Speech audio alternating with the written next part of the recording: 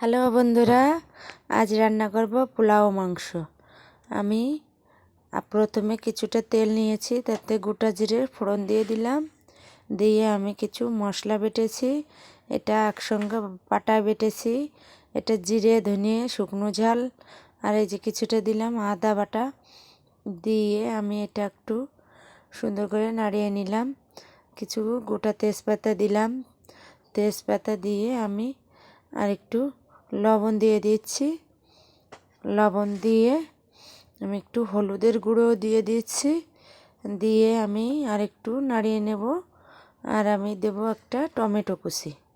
টমেটোটা দিলে মাংসতে অনেক টেস্ট লাগে, তাই আমি টমেটো কুচিটা ভালো করে মশলার সাথে কষিয়ে নেব। মশলাটা কষানো হয়ে গিয়েছে, আমি এবার চিকেনগুলো দিয়ে দেব। দিয়ে আমি এই মশলা কষানো মশলার সঙ্গে সুন্দর করে মিশিয়ে নেব। আর আমি আলুটা আগেই ভেজে তুলে রেখেছিলাম, সেই আলু ভাজাগুলো দিয়ে দেব। আর মাংসতে আর একটু পরিমাণে লবণ দেব। লবণ দিয়ে আমি এটা সুন্দর করে মিশিয়ে নেব। দিয়ে ভালো করে একটু কষিয়ে নেব, কষানো পর্যন্ত নাড়ব।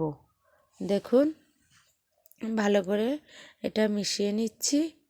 মেশানো হয়ে গিয়েছে, মাংসটা অনেকটাই সুন্দর কষিয়ে নরম হয়ে আসছে।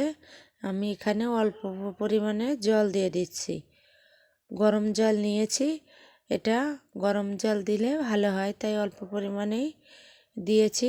দেখুন, এই মাংসটা একদম সিদ্ধ হয়ে গিয়েছে। আমি এবার এটার ভিতরে একটু গরম মশলা দিয়ে আমি মাংসটা নামিয়ে নেব। এটা বোনা বোনাই করবো, বেশি ঝোল ঝোল করবো না। মাংসটা কম ঝোল হলে খেতে অনেক স্বাদ হয়, মজা লাগে। তাই আমি অল্প করেই ঝোল ঝোল করে গায়ে মাখা করে মাংসটা নামিয়ে নিয়েছি। আমি এই দেখুন কিছুটা পোলাও চাল নিয়েছি, এখানে 2 পোয়া মতো চাল আছে। আমি চালটা ভালো করে ধুয়ে নিয়েছি।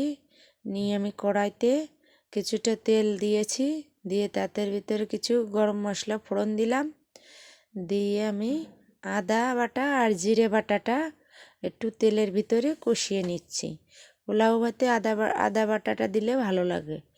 তারপরে আমি পোলাও চালটা আমি কড়াইতে ঢেলে দিলাম।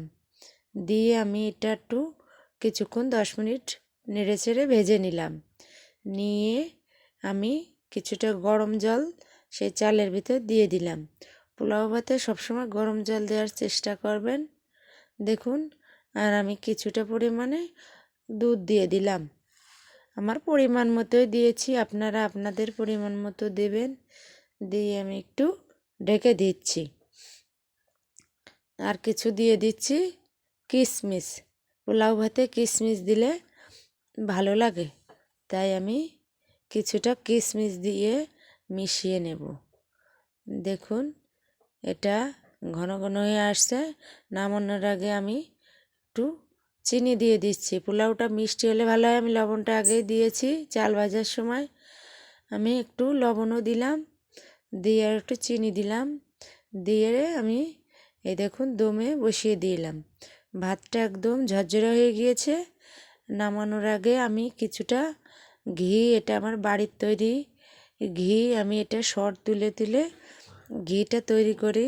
তাই ফ্রিজে ছিল, অনেকটা শক্ত হয়েছিল, সহজে গলছিল না। তাই আমি চামচের সাহায্যে নিয়ে আমি এটা খুন্তি দিয়ে ভালো করে ভাতের মধ্যে সুন্দর করে মিশিয়ে দিচ্ছি। নামানোর আগে যে ঘিটা দিলে পোলাও ভাতটা অনেক সুন্দর লাগে আর অনেক একটা সুগন্ধ আসে, যার কারণে আমি এটা নামানোর আগেই এই ঘিটা দিই।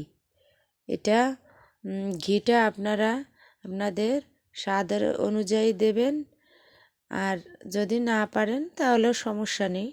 আমি কিছুটা পেঁয়াজ ভেজে রেখেছিলাম। দেখুন, এই যে পেঁয়াজের বেরেস্তা, আমি এটা ওই ঘি দেওয়ার সঙ্গে সঙ্গে এই পেঁয়াজ ভাজাটাও আমি পোলাও ভাতে দিয়ে দেব।